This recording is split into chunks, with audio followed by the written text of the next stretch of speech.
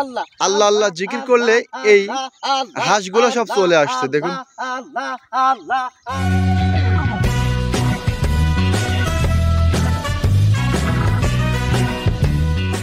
বন্ধুরা, এই মিডল চরে এসে আমরা একটা বিষয় লক্ষ্য করলাম যে একজন পশুপ্রেমিককে পেয়েছি।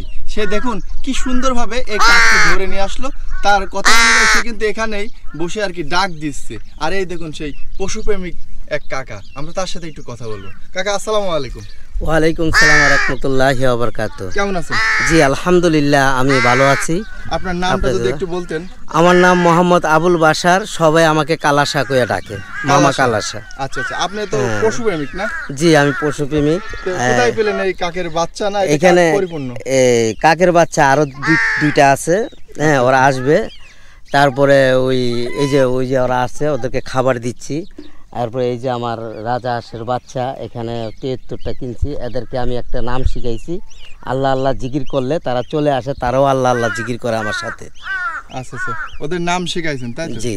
আচ্ছা একটু পরীক্ষা করেন দিন আমরা। আচ্ছা ঠিক আছে, আপনি একটু রেডি হয়ে ধরেন। আসলে দর্শক দেখুন, আল্লাহ আল্লাহ জিকির করলে এই হাঁসগুলো সব চলে আসছে। দেখুন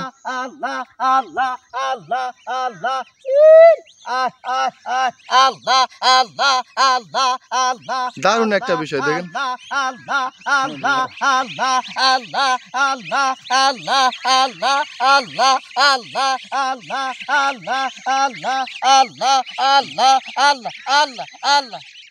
তুমি ভালো হয়ে যাবে, সুস্থ হয়ে যাবে ইনশাল্লাহ। খাবারটা খাও, হ্যাঁ ছাড়ো ছাড়ো ছাড়ো, আরো দিচ্ছি আরো।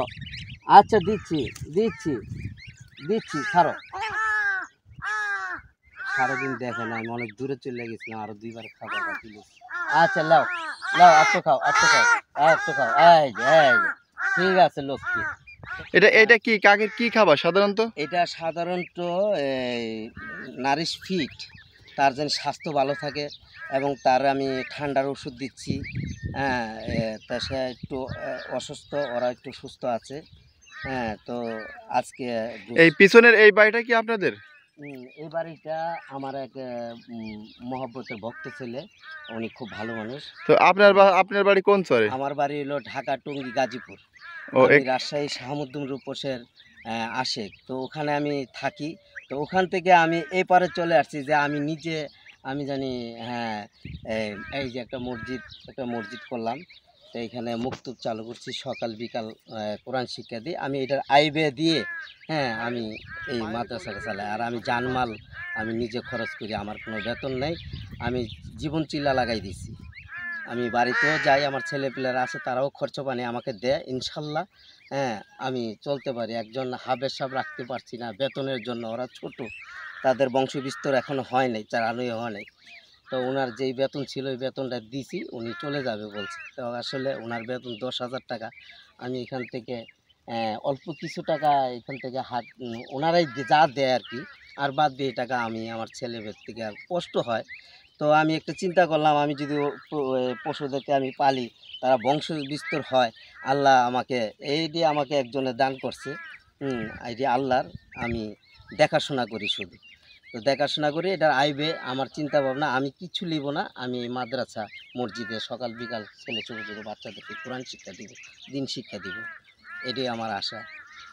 সামনের এই জালগুলো কিন্তু মাছ ধরার একটি ফাঁদ। আর এই পাশটা দেখুন একটু, এই আঙিনাতে কিন্তু বেগুনের চাষ করতেছে বাড়িতে খাওয়ার জন্য। আসলে চরে যারা বাস করে তাদের কিন্তু আয়ের উৎস কিন্তু খারাপ না, ভালো। তারা গরু লালন পালন করে, পাশাপাশি বাড়ির আঙিনায় কিন্তু সবজি চাষ করে। আর এই চরের মধ্যে জায়গায় জায়গায় যে বাড়ি করে আছে, আসলে এই জায়গা জমিগুলো কিন্তু নিজস্ব কোনো মালিকানাধীন নয়।